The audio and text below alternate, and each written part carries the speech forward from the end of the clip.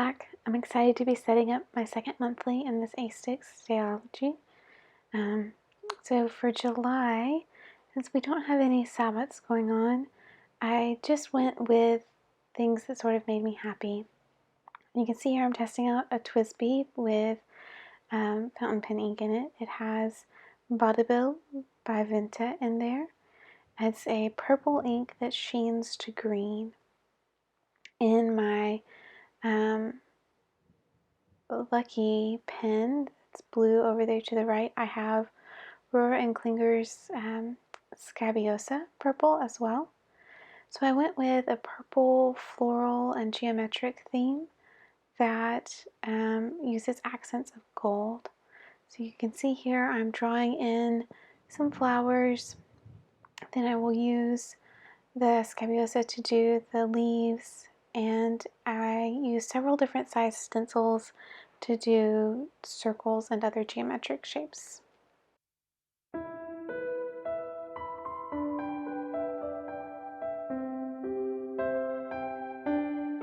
The gold pen I'm using is a uniball signo.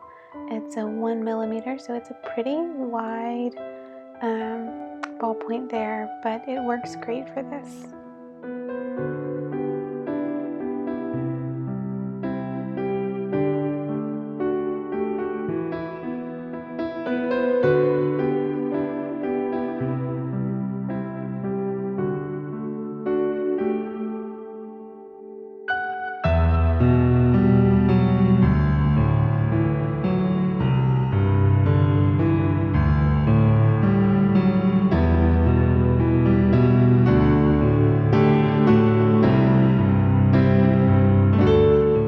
Sorry for the Morrigan there. She wanted to come investigate. Next, I'm moving on to my monthly calendar spread. So I started here by working on part of the floral illustration. Then you'll see I line in the calendar grid box with the Rhorere and Klinger ink. And yeah, in the bottom right corner I'll add in another geometric combination. But this is becoming a fairly standard calendar setup for me.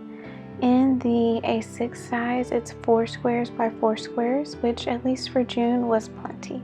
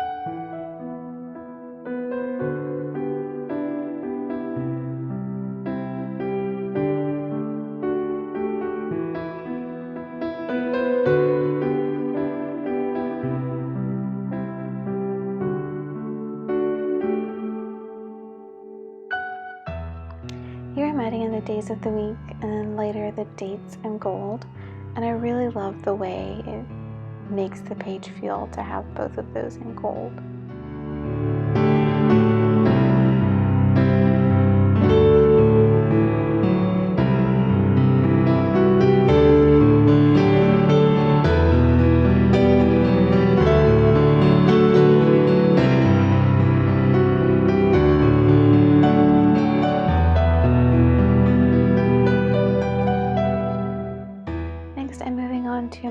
habits tracker and drawing in another flower with circle over on the left. I did line up my habits a little wrong this time, so whenever I ink it in, I'll have to bump them down the line. But the way it works out with astrology, I have 15 days on the left side and I have 16 days on the right side, giving me the full 31 days for July. This month I did decide to leave out my cleaning tracker, and so I have my regular habits I'm tracking, as well as when I dust, vacuum, mop, and change the sheets. Those are all things that ideally I would do once a week, except vacuuming. Sometimes I would do that more than once a week. So it'll be interesting to see how that lines up here on the habit tracker.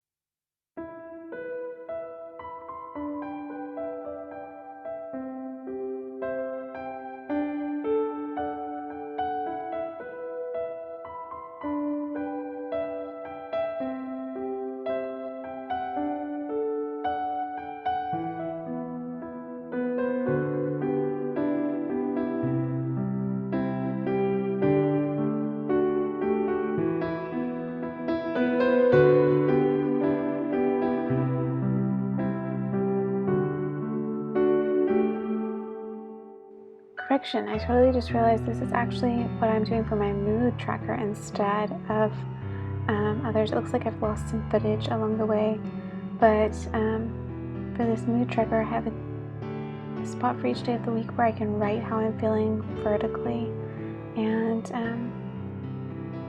instead of trying to chart it on a sort of 1 through 10 scale or a 1 through 5 scale, just writing out, practice learning the words. And there's the habit tracker. You can see while I come back in and add in the day of the week at the top.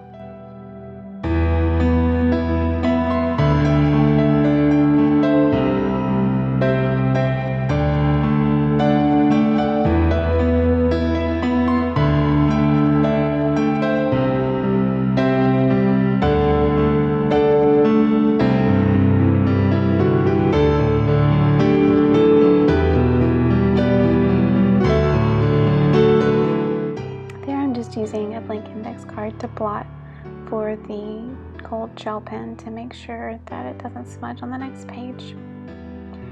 Here, because July is Camp NaNoWriMo, I'm adding in a writing tracker.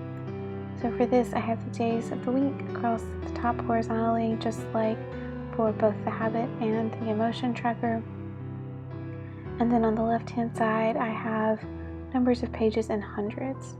Normally I would use larger increments, but this July I'm planning to work on a short story instead of doing a full 50K. So I'm thinking that doing the smaller increments will still help me feel accomplished, but will be truer to what I need to track.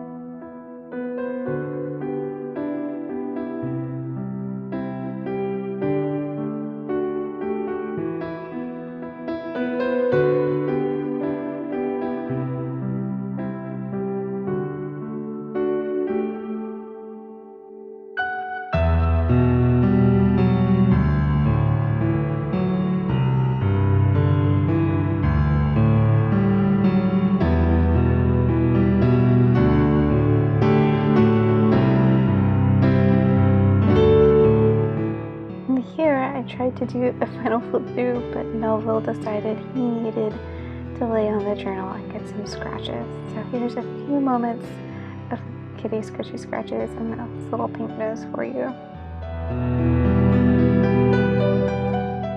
And that's it for my setup. Here's the final flip through. I have a cover page. I have the monthly where I will put my goals on the right and probably my tarot card on the bottom. My habit tracker where I will ink in the habits on the left. My emotions or mood tracker where I will write vertically how I'm feeling each day. And my writing tracker for Camp NaNoWriMo. Thanks so much for watching with me. I hope you have a blessed July, and I'll talk to you later. Bye.